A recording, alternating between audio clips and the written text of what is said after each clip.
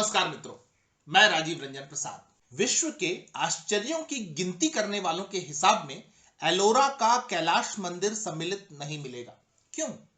महाराष्ट्र के औरंगाबाद जिला मुख्यालय से 28 किलोमीटर की दूरी पर स्थित है एलोरा की विश्व प्रसिद्ध गुफा श्रृंखलाएं, जिसकी एक कड़ी अर्थात गुफा क्रमांक 16 भगवान शिव को समर्पित है कैलाश मंदिर। मंदिर के आलेखन का कार्य राष्ट्रकूट नरेश दंतिदुर्ग 735 से 757 ईस्वी द्वारा किया गया तथा निर्माण का श्रेय राजा कृष्ण प्रथम 757 से 773 ईस्वी को जाता है।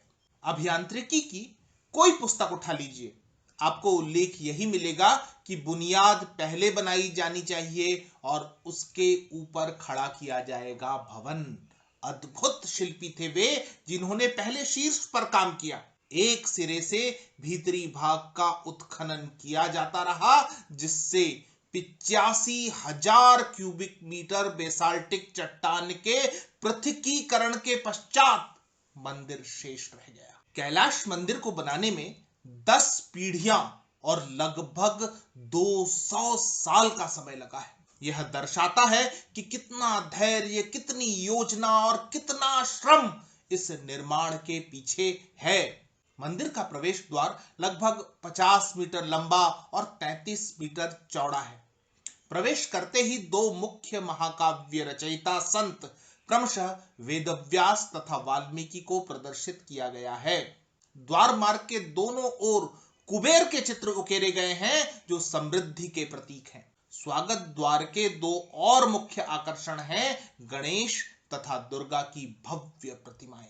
प्रवेश के पश्चात दाहिनी ओर की दीवारों पर स्तंभों के पार्श्व में गंगा, यमुना तथा सरस्वती नदियों की प्रतिमाएं हैं। प्रत्येक नदी को उनके स्त्री रूप में अपने वाहन सहित अर्थात गंगा को मगरमच्छ पर, यमुना को कछुए पर तथा सरस्वती को हाथी पर दर्शाया गया है, जो कि सांकेतिक रूप से शुद्धता, समर्पण तथा प्रज्ञता के प्रतीक हैं।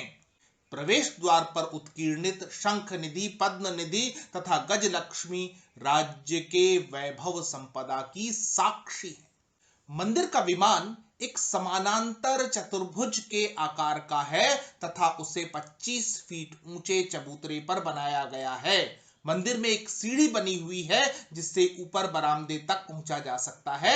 शिखर 95 फीट ऊंचा है। मंदिर के प्रधान भवन में एक गर्भगृह है, जिसके आगे स्तंभ युक्त मंडप निर्मित है। मंदिर के चारों ओर बरामदे, स्तंभ, पंक्तियां तथा कमरे निर्मित किए गए हैं। मंदिर भीतर बाहर चारों ओर मूर्ति अलंकरणों से भरा हुआ है। मुख्य भवन के पश्चात एक नंदी मंदिर निर्मित है, जिसके दोनों ओर 2 ध्वज स्तंभ हैं और उन पर त्रिशूल स्थापित किए गए हैं।